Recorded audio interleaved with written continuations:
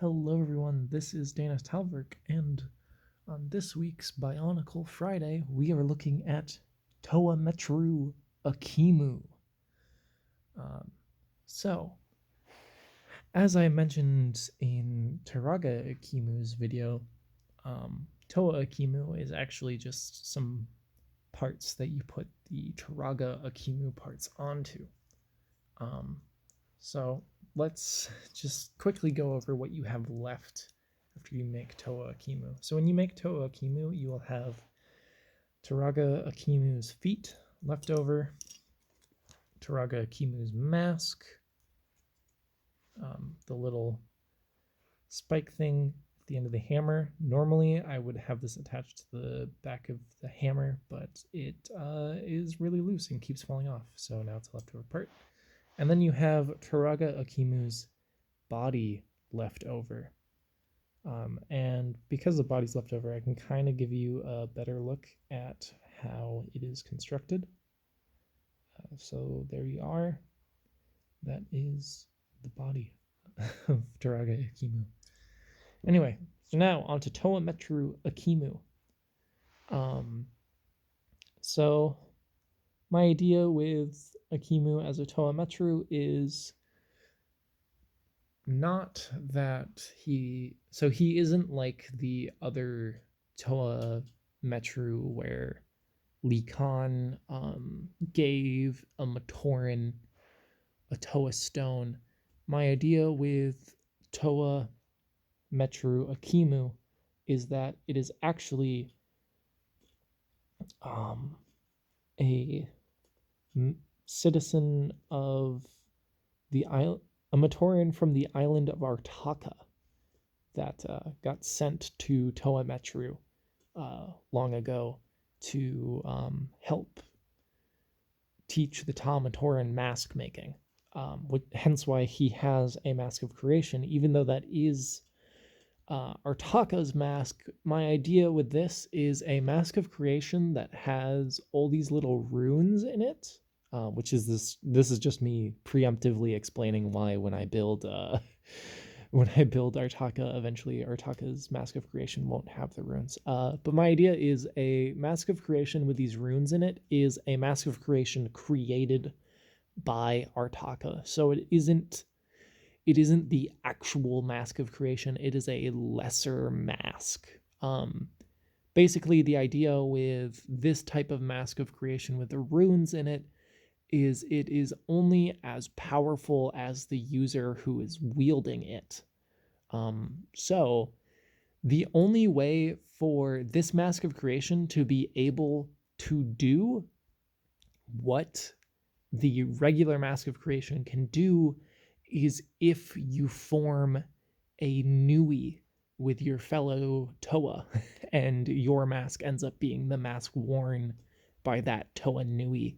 And I don't think we've ever seen a Toa Nui in original Bionicle. I think in original Bionicle, the largest we ever saw were Toa Kaita, but a Nui is 6 Toa, where a Kaita is 3. And yes, I am keeping most of the language of the original Bionicle series in my series.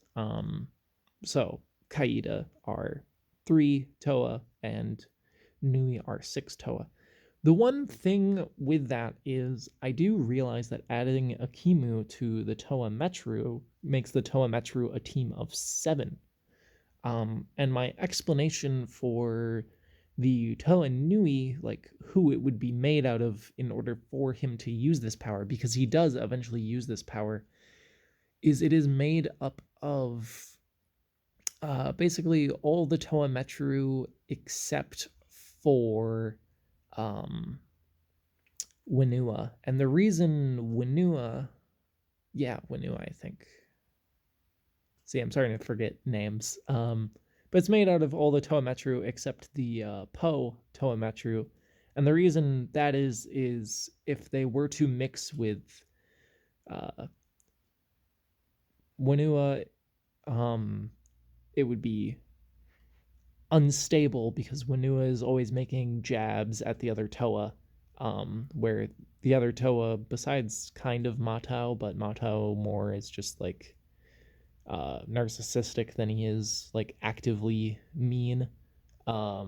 At least until he became a Hordika. But I don't know whether or not I'm going to include the Hordika plot as part of my series. I think I might axe that bit of Bionicle, even though Rudaka and Sidorak are my favorite villains from the original Bionicle. I think I might I might remove the Hordika part just because I don't know how I would build a Hordika build without doing like a ton of custom limbs in my style.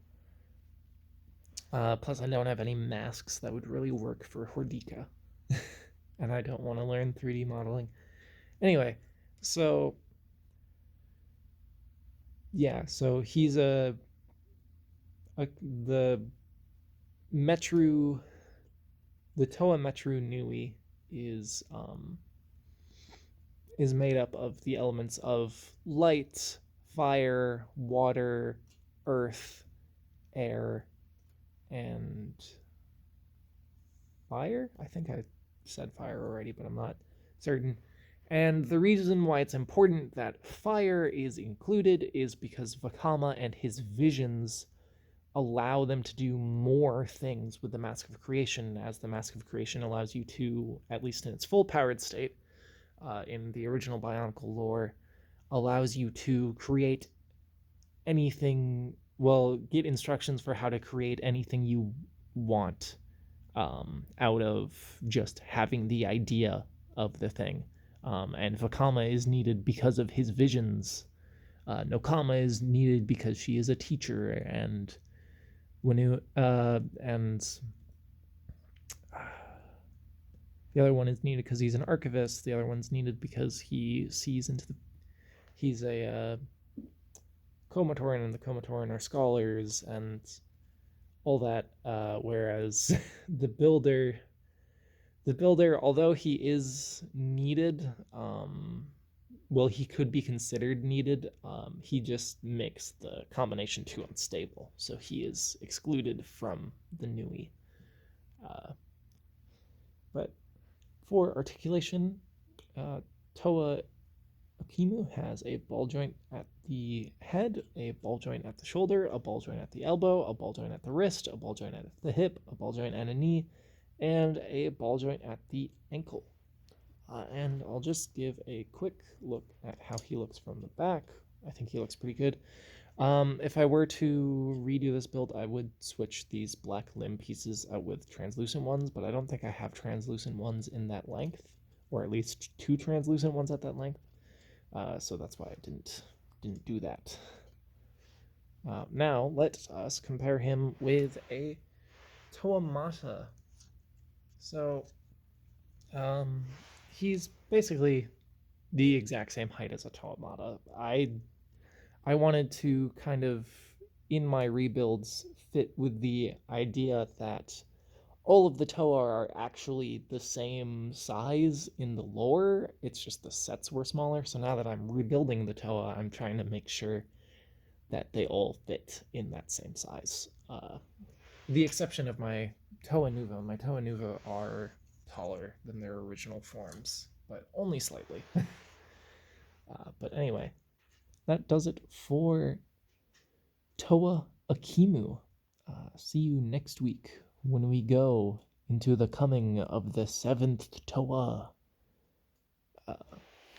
And I do realize we're going into that early, because normally all of the Toa Nuva happen before the 7th Toa.